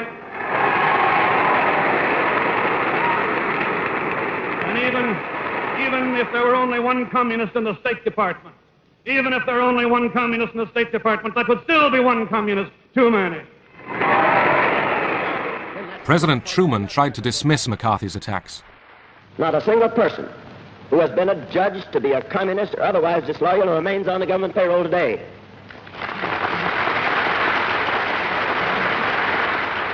We're not going to turn the United States into a right-wing totalitarian country in order to deal with a left-wing totalitarian threat.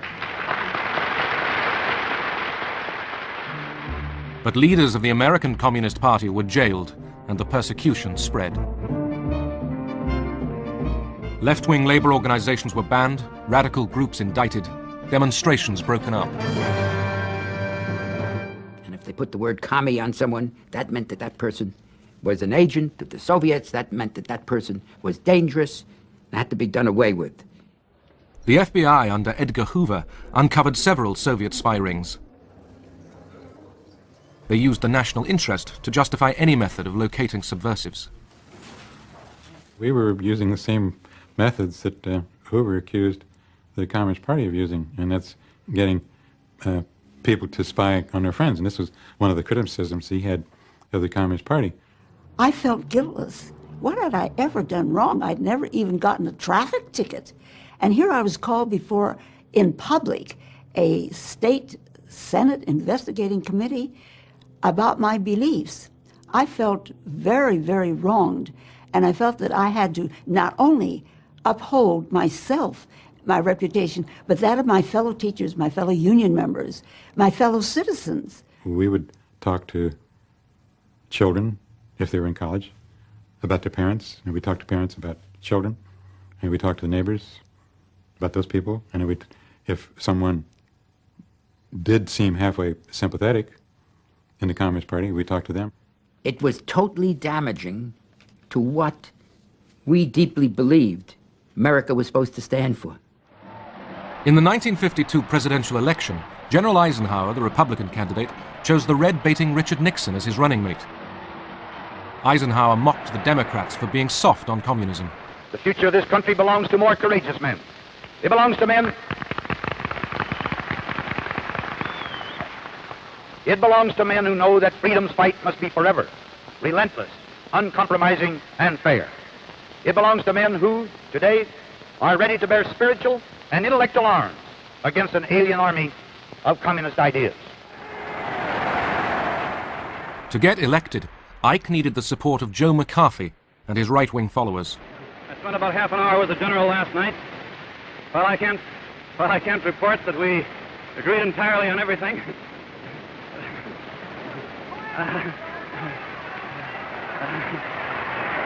I can report that when I left that meeting with the general, I had the same feeling as when I went in, and that is that he's a great American, will make a great president, an outstanding president. Right from the beginning, he detested Joe McCarthy. McCarthy was the first-class demagogue, and Eisenhower just couldn't stand that type of person. Eisenhower's old wartime commander, General Marshall, was accused by McCarthy of treachery. Intimidated, Ike dropped words praising Marshall from an election speech he made in McCarthy's home state. He was roundly criticized for that, because it seemed to indicate that he was influenced by McCarthy.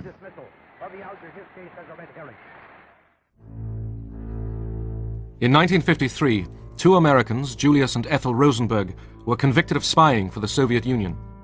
They were sentenced to death. They had young children, and their fate roused protests in America and across the world. For some young lawyers, the sentence breached the Constitution. They sought judges to get a stay of execution. Judge Frank looks at us, and he says something that we have never forgotten. He said, "If I were as young as you are, I would be sitting there saying the same things you're saying, arguing the same points you're arguing, making the same argument that these planned executions are invalid. But when you are as old as I am, you will understand why I cannot do it." And he stands up, turns his back to us, walks away, and we're devastated. we began to sense something which in later years we understood so clearly. And that was that Jerome Frank, as the leading liberal judge, was terrorized himself and frightened by the atmosphere of fear in the country. That if he, as a liberal, would do something to save Julius and Ethel Rosenberg's life, he would be charged as a commie. The Rosenbergs were executed. He died quickly. There didn't seem to be too much life left in him when he entered behind the rabbi. He seemed to be walking in a cadence of steps, as if keeping in time with the muttering of the 23rd Psalm. She died a lot harder. When it appeared that she had received enough electricity to kill an ordinary person and had received the exact amount that had killed her husband, the doctors went over and pulled down the cheap prison dress, a little dark green printed job, and placed the stethoscopes, I can't say it.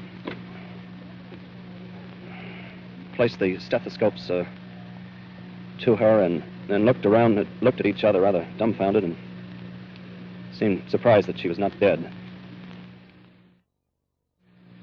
And she was given more electricity, which started again that kind of a ghastly plume of smoke that rose from her head and went up against the skylight overhead. After two more of those jolts, Ethel Rosenberg had met a maker. She'll have a lot of explaining to do, too. McCarthy now denounced leading Republicans and even senior army officers as communist sympathizers. But he had gone too far. Political opinion swung away from him, and his enemies gained courage. The names of communists. You say to the army. You've done enough. Have you no sense of decency, sir? At long last, have you left no sense of decency? It all sort of came to pieces. And then there was this move to censure him, and he fought that very badly. Now, a number of us were advising him on how to handle that, and he agreed to everything we said, and then he did just the opposite. You have been here trying to snare the staff of this committee. The young men who have been working to uncover communists, you jump up and run away without answering the question. McCarthy's power collapsed as the politicians walked away from him. But the spirit of McCarthyism, the smearing of dissent as communist treason, stained American democracy for decades. In the Soviet Union, all dissent was suppressed. The Cold War heightened tensions and reinforced fears, not just of internal subversion, but of another world war.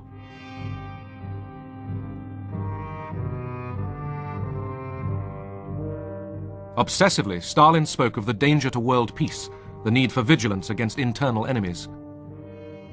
Conformity was enforced by police terror and by a slavish cult of Stalin's personality. He became godlike, his icon worshipped everywhere.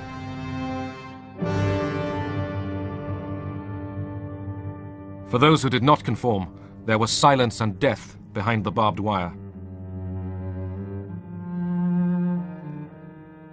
The Gulag, the secret empire of concentration camps, stretched over 4,000 miles from the Baltic to the Pacific.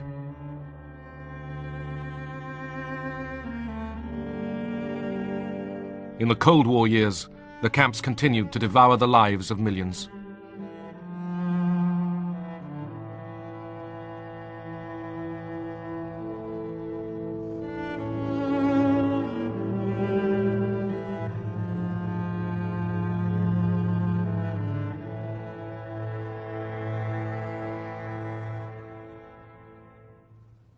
Stalin's control now extended beyond the Soviet Union.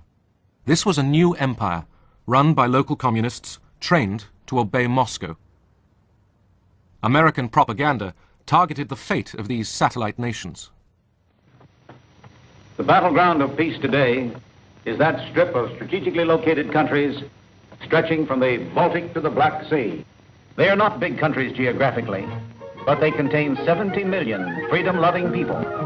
Our kind of people who share our culture and who have sent millions of their sons and daughters to become part of these United States. Some call these countries the satellite nations. More accurately, they are the captive nations of Europe.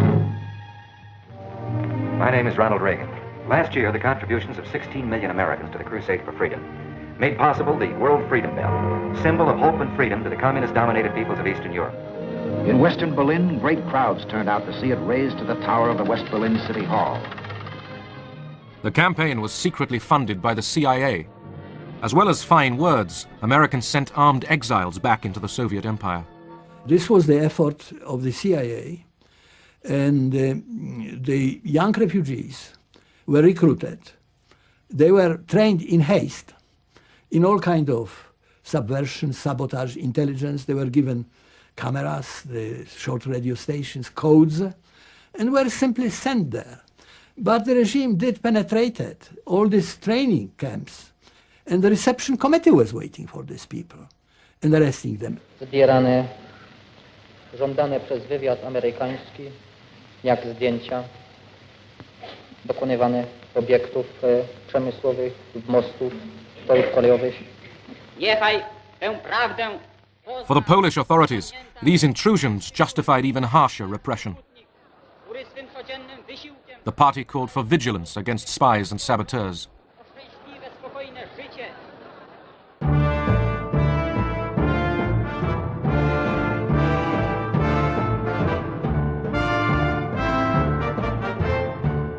In 1948, Stalin began to tighten the Soviet grip on Eastern Europe.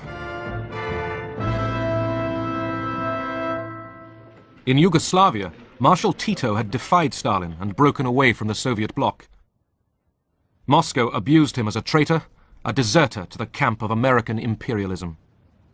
Stalin moved fast to prevent Tito's mutiny spreading to other satellite states, like Czechoslovakia.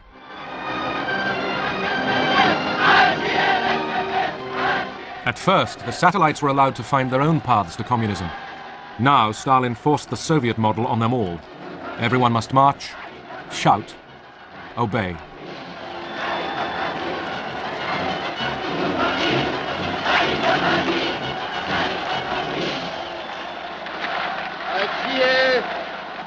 Władze sowieckich narodów, a mirowe fronty całego świata, wielki Stalin.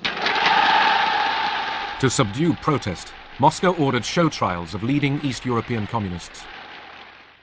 In Czechoslovakia, Rudolf Slansky, party secretary, was among those chosen for sacrifice.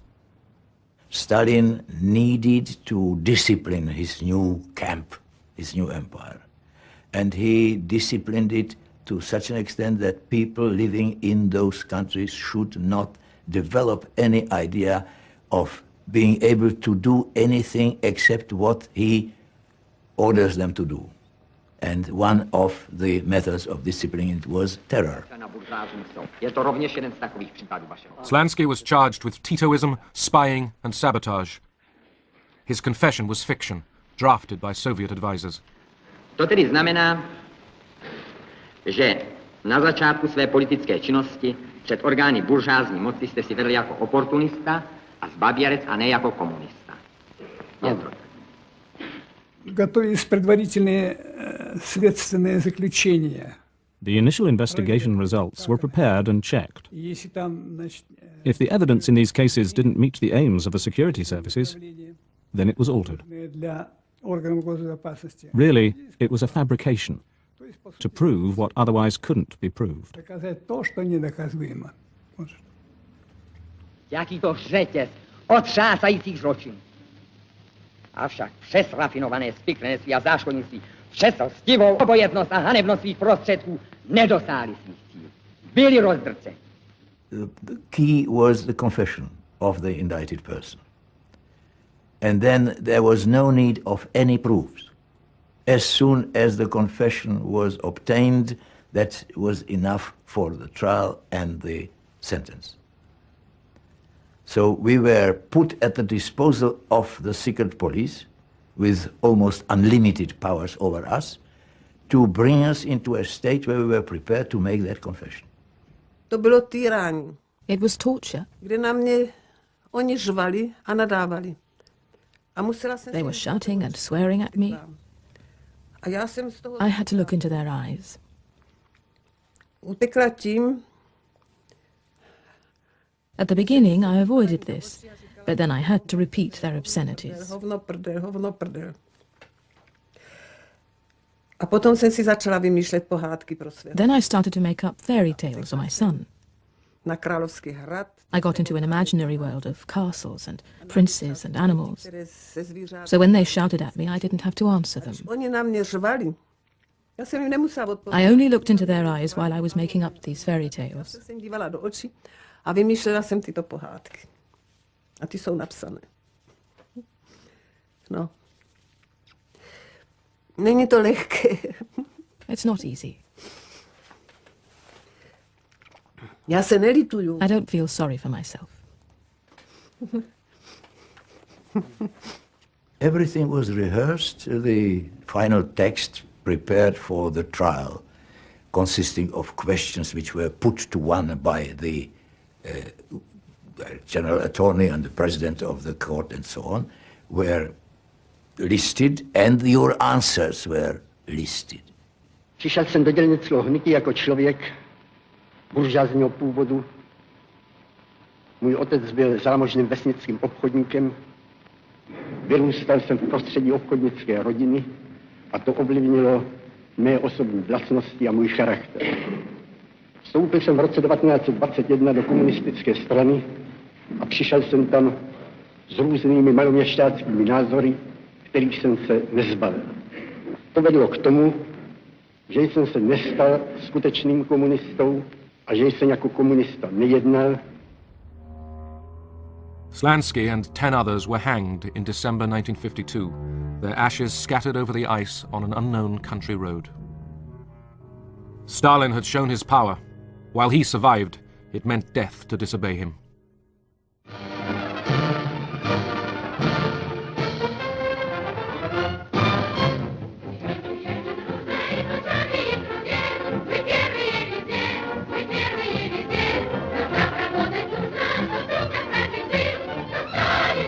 In the Soviet Union itself, culture and science were kept insulated from the infection of all Western influence. The arts, painting, literature, music were regimented by the doctrine of socialist realism.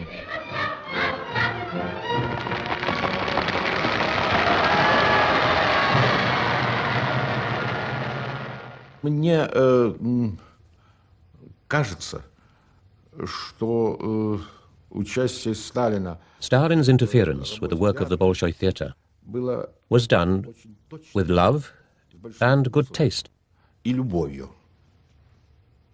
Но то, что он But the fear that it created, and the fact that people were under his spell, this produced a lot of negative effects. оно и давало It not only made people nervous, but destroyed the principles of art. ломало искусство и принципы нашего искусства. Fear of Stalin's disapproval paralyzed the creative arts. Dmitry Shostakovich was reprimanded by the party for departing from the principles of socialist realism.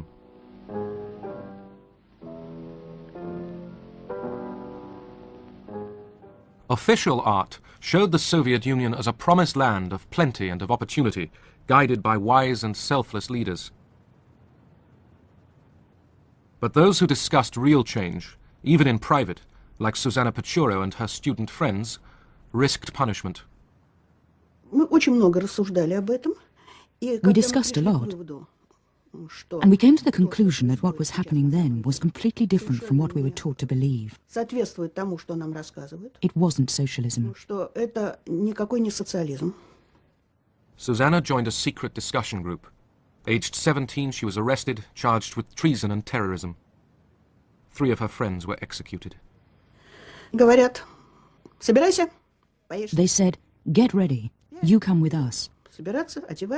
I went to get dressed behind the screen in the room, and I clearly realized then that I would not be coming back. At that moment, I could see myself in the prison cell.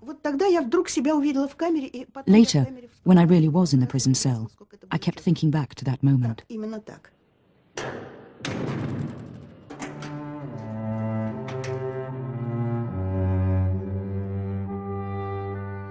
Over the years, millions shared Susanna's fate.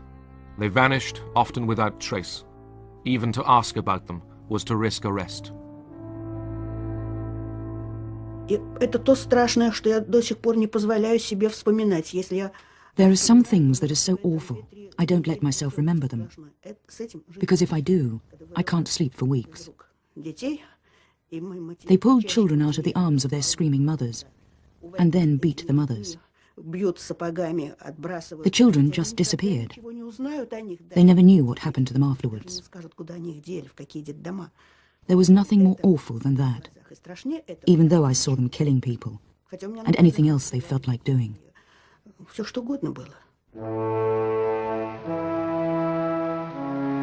In 1952, Stalin presided over the 19th Congress of the Soviet Communist Party. The hall was packed with foreign delegations gathered to honor him. Stalin was old now, but still the unchallenged leader of world communism. Cold War, military competition with America, was already putting a heavy load on Soviet society. In public, Stalin's analysis of the world class struggle was hopeful. И тем облегчить свою работу. Потому, повторюсь, что сама буржуазия, главный враг освободительного движения, стала другой, изменилась серьезным образом, стала более реакционной, потеряла связи с народом и тем ослабила себя. Понятно, что это обстоятельство должно также облегчить работу революционных и демократических партий. But Stalin still feared the enemy within. He saw treachery everywhere. Above all, he suspected so-called cosmopolitans, mostly Jewish intellectuals and professionals, who had already been persecuted for their Western contacts. Сталину нужен был внутренний враг. Stalin needed an internal enemy, на которую можно было взвалить бы. a fifth column that could be blamed for the difficult situation in the country. И евреи как раз вполне подходили для роли этой. And the Jews fitted that role very well. Евреи были, так сказать, традиционно как-то, но имели. Because many Jewish families in the post-war years had someone in the United States, relatives or acquaintances. В послевоенные годы был кто-то, кто когда-то уехал в Соединенные Штаты, какие-то родственники. So to present Jews as the fifth column, agents of American imperialism, was very convenient. In January 1953, 9 Kremlin doctors were accused of plotting with Western intelligence to kill Soviet leaders. Я должен сказать, что, конечно, все это было спровоцировано. The doctor's plot was instigated with Stalin's approval. Это операция против врачей. Stalin had been suspicious of doctors for a long time before that. Недоверие. Так что это болезненное такое состояние. This was all due to his illness, made worse by his old age, and by his lifelong ideology that the enemies who always surround you should be constantly eliminated. Врагов, которых без конца вокруг тебя много. One of the doctors, Yakov Ettinger, died under torture. His son was arrested and interrogated. Они хотели добиться от меня какого-то признания. They wanted me to make a confession, to make a statement that I was in the know, фактов преступного неправильного лечения моим отцом. that I was familiar with certain facts which showed that my father and other doctors were wrongly treating certain patients. Я у некоторых бывал, они добивались от меня этого признания. Но They wanted me to make this kind of statement, but they didn't get it from me, even though twice I was sent to the punishment cell. 2 раза я сидел в карцере. 5 of the 9 doctors were Jewish. The affair inflamed Russian anti-Semitism. Jews were denounced and purged throughout the medical profession and beyond.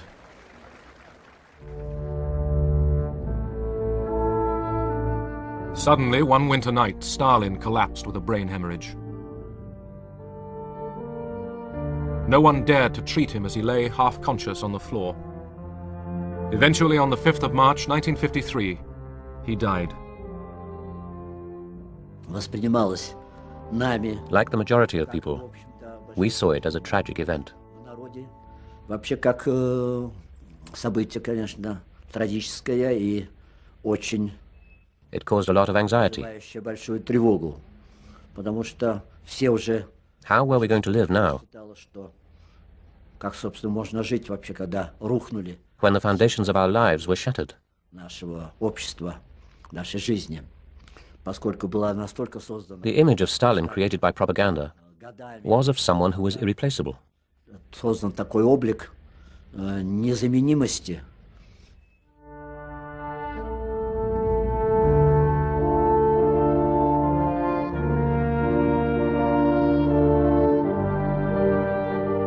Stalin had towered over the Soviet Union in peace and war for more than 20 years. Even those who hated him could not imagine a future without him.